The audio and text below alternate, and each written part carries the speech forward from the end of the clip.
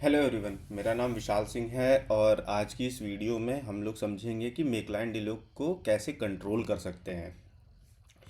तो सबसे पहले अगर अपन बात करें तो पीआरपी सही टाइम पे हो जानी चाहिए। इस बात का तो अपने को खास ख्याल रखना है।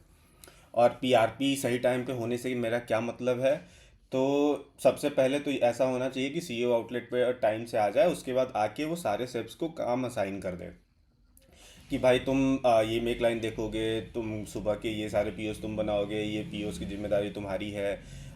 उसके बाद पराठे बनाने की जिम्मेदारी किसी एक शेफ को दे दी।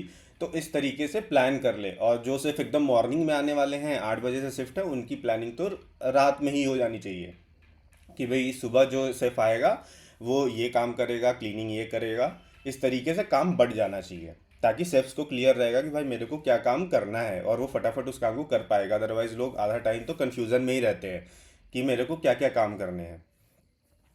उसके बाद अपने को जैसे मैंने बताया कि पीओस जो भी हैं, वो मॉर्निंग के हो या स्नैक सेशन के हो, वो सारे ऑन टाइम बनने चाहिए, बिना किसी डिले के बनने चाहिए। क्योंकि देखा गया है कि जब भी पीओस किसी आउटलेट में फटते हैं तो उस आउटलेट में मैक्सिमम पॉसिबिलिटी रहती है कि उस आउटलेट की मेक लाइन भी फटती है। मेक लाइन से डिले होने शुरू हो जाते हैं, क्योंकि जब रश का टाइम होता है तो उस समय पीओस बनने शुरू हो जाते हैं, एक सिर्फ ऑक्यूपाई हो जाता है पीओ बनाने में, जो सिर्फ मेक लाइन पे होना चाहिए था। तो ये काम बिल्कुल भी नहीं करना है। जैसे ही पीओ आता है ऑन टाइम उसको बना देना है बिना किसी डिले के। उसके बाद नेक्स्ट अपने को ये और एक इम्पॉर्टेंट चीज़ है जिसका खास ख्याल रखना है कि भाई दोनों रश शुरू होने से पहले जो भी पराठे के पीओज आ रहे हैं वो बन जाने चाहिए। क्योंकि पराठे के पीओज अगर आप टाइम से नहीं बनाते हो तो जनरली ऐसे केसेस में ये होता है कि बॉक्स मेक लाइन का बाकी मील वगैरह तो रेडी हो गया है, बट पराठा रेडी नहीं हुआ है, जिसके चक्कर में क्या होता है कि पूरा ऑर्डर लेट हो जाता है। तो इस चीज़ का खास ख्याल रखना है कि भाई पराठे तो ऑन टाइम बन जाएं। उसके बाद क्या ध्यान देना है यार कि आउटलेट की जो सेटअप और क्लीनिंग जो मॉर्निंग में करते हैं या रश के बाद करते हैं वो सारा तो अच्छे से हो जाना चाहिए। क्योंकि एक वेल मेंटेन्ड आउटलेट, एक हाइजीनिक आउटलेट पे काम करने में भी अच्छा लगता है। अगर अगल बगल कहीं कूड़ा फैला हुआ है तो वहाँ पर काम करने में वैसा मन नहीं लगता है। तो इस चीज़ का खास ख्याल रखना है, और आउटलेट की हाइजीन तो भाई बहुत क्रिटिकल चीज़ है। उसके बाद अपन बात करें तो ये भी एक प्लानिंग का ही हिस्सा है कि कहीं पे अगर अपने को पता है वो सीईओ की जिम्मेदारी है या फिर सिर्फ लोग आपस में भाईचारे में ही रहते हैं, एक स्टाफ रूम में रहते हैं, तो उन लोगों को पता होता है कि हाँ ये सिर्फ हो सकता है कल लेट आएगा, वो बोल रहा था कि मेरा तबीयत नहीं ठीक है या फिर मेरे को कोई दिक्कत है, मेरे को कहीं जाना है, तो वो कल लेट आएगा, वो अपनी शिफ्ट से नहीं आएगा, या फिर कल वो हाफ डे करने वाला है, या फिर कल वो आने ही वाला नहीं है। तो ऐसे केसेस में सीईओज को ऑन टाइम इन्फॉर्म कर दें, और सीईओ की जिम्मेदारी है कि भाई उस दिन पे अगर किसी शेफ की वीक ऑफ या हाफ डे लगी है तो उस शेफ को समझा के कि भाई तू आज काम कर ले, आज ये शेफ नहीं आ रहा है, जिस दिन ये शेफ आएगा मैं तेरे को उस दिन ऑफ दे दूंगा।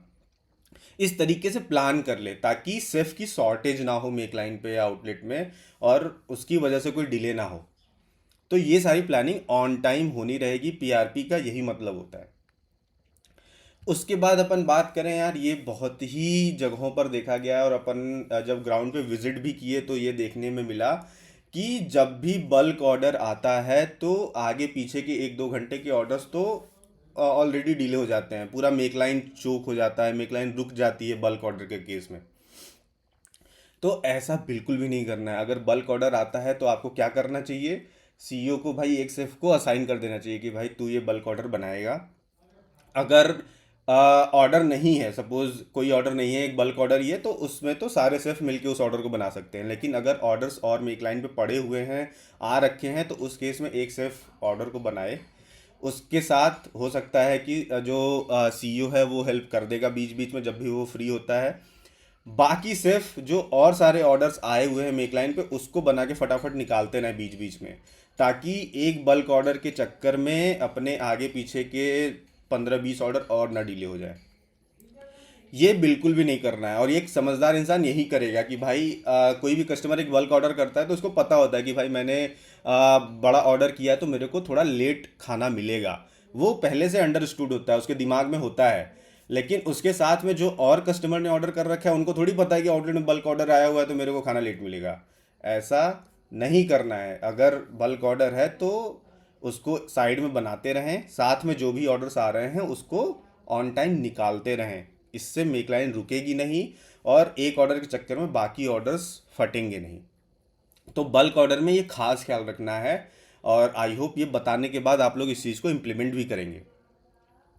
फिर बात करें कि और कौन सी ऐसी बातें हैं जिनको ध्यान में रखना चाहिए मेक लाइन को कंट्रोल करने के लिए। तो एक बहुत बेसिक सी चीज़ सबको पता है कि भाई जो भी मैन पावर की रिक्वायरमेंट, एसएफ्स की मैन पावर की रिक्वायरमेंट है वो पूरी होनी चाहिए। कि हाँ, अपने को 4-5 4-5 स्टार वेल ट्रेंड लड़के चाहिए तो 4-5 लड़के हों आउटलेट पे, ताकि खाना फटाफट तेज बने। जो भी ट्रेंड लड़के होते हैं उनका हाथ तेज चलता है, तो मेक लाइन उससे रुकती नहीं है, मेक लाइन से डिले नहीं होता है। तो भाई मैन पावर तो पूरी रखनी है। उसके बाद अपन ने एक पहले वीडियो भेजा था, आप लोगों ने उम्मीद है देखी होगी, जिसमें अपन ने बताया कि केडीएस टाइमर ने अपन ने बहुत सारे चेंजेस करे हैं। अब जो केडीएस पे टाइम दिखेगा वो एक्यूरेट टाइम दिखेगा। कि हाँ भाई, अगर आपको केडीएस पे दिख रहा है 5 मिनट का टाइमर चल रहा है, तो मतलब 5 मिनट में वो ऑर्डर असेंबल होके इम्पिंजर या अवन में चले जाना चाहिए।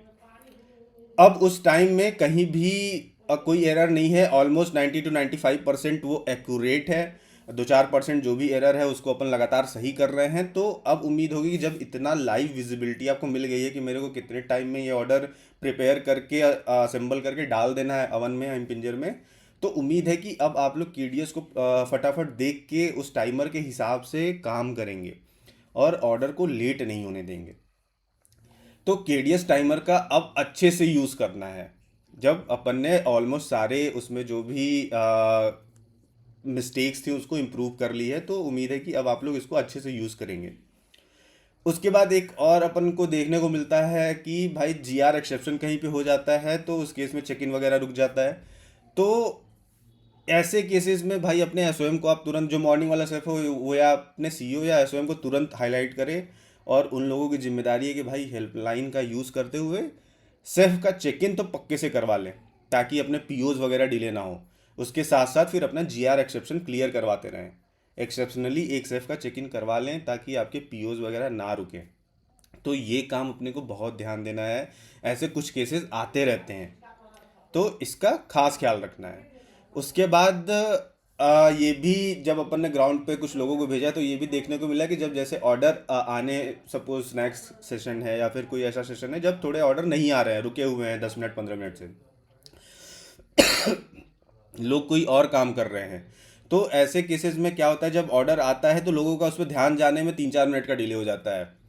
वो क्लीनिंग कर रहे हैं, केडीएस पे ऑर्डर आया रखा हुआ है और उस पर ध्यान नहीं दे रहे हैं। ऐसे चक्कर में क्या होता है कि वो ऑर्डर डिले हो जाता है। ये बिल्कुल भी नहीं करना है। कभी भी कोई ऑर्डर आए उसको प्रायोरिटी देनी है, फटाफट जाना है। जो भी आप हाइजीन वगैरह का काम कर रहे हो या फिर कुछ भी काम कर रहे हो उसको थोड़ा सा होल्ड करो, आप फटाफट जाओ ऑर्डर बनाओ। ऑर्डर जब बन जाता है तो उसके बाद जो आप काम कर रहे थे उसको कंटिन्यू कर लो। तो इस चीज़ का भी ध्यान रखना है अपने को, ताकि अपना मेक लाइन फटे ना। ये सारी चीज़ों के बाद अपना एम क्या है, अपना गोल क्या है, क्या आपने को ध्यान देना है। तो भाई बहुत बोल्ड लेटर्स में लिखा हुआ है कि zero order late from make line. Make line से एक भी ऑर्डर लेट नहीं होना चाहिए, ये अपने को एम करना है। मेक लाइन डिले 0%, एकदम डॉट 0%। उसमें कुछ भी नहीं कि 1%, 2%, 3%, कुछ भी नहीं। एम रखना है कि भाई क्या, zero order late from make line, कि मेक लाइन से एक भी ऑर्डर लेट नहीं होना चाहिए। तो आई होप आप लोगों को क्लियर हो गया होगा जो मैंने आप लोगों को समझाने की कोशिश की, और इन चीज़ों का आप यूज़ करके अपने मेक लाइन को कंट्रोल में रखेंगे। Thank you.